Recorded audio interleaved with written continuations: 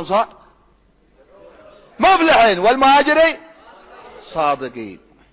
وإحنا يا رب اللي يجينا من قفاهم ما نفعل، نلاعن نتكلم عليهم ماشي.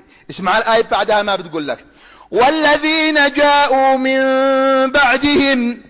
يا سعم احنا سابر، يا سعم احنا.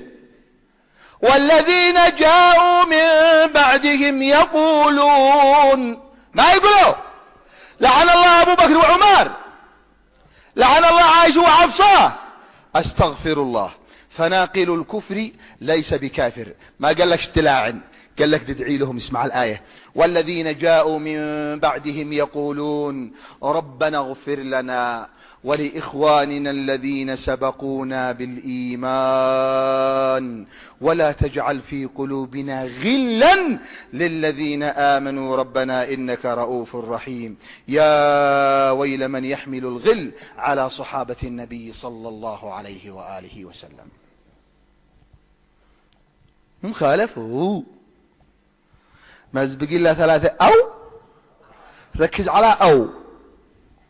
الله يعينك يا أبو ذر، لا قالوا مؤمن ومؤمن ولا مرتد ومرتد، عاد مشكين فيك.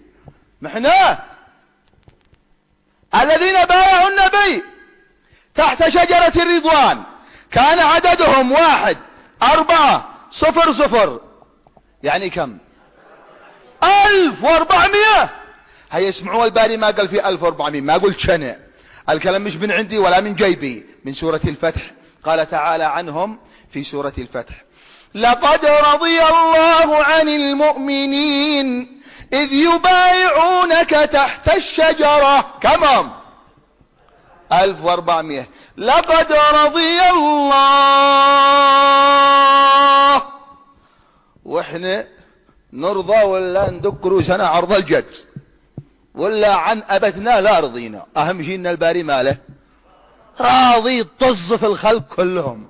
لقد رضي الله، اسمع ما قاش على المجاملين، عن المؤمنين إذ يبايعونك تحت الشجرة، لكن كانت قلوبهم مدواحمة. من قال لك معقول ان الباري ينزل سكينة على قلوب مدواحمة؟ ابدا. فعلم ما في قلوبهم. كمل. فأنزل السكينة عليهم وأثابهم فتحا قريبا. فلا إله إلا الله وحده لا شريك له. هم خالفوا جروا على علي، أمروا على تحت السقيفة. أعوذ بالله. والله إن أتقى الناس على وجه الأرض بعد محمد صلى الله عليه وآله وسلم هم المهاجرين والأنصار. زيت بها يا قبيلي. أتقى الناس على وجه الأرض بعد النبي المهاجر والأنصار 20 كرة.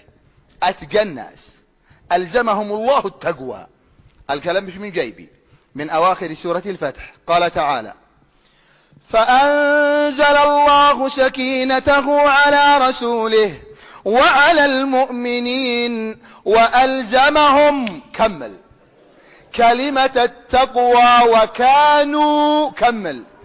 أحق بها وأهلها. الله أكبر ولله الحمد.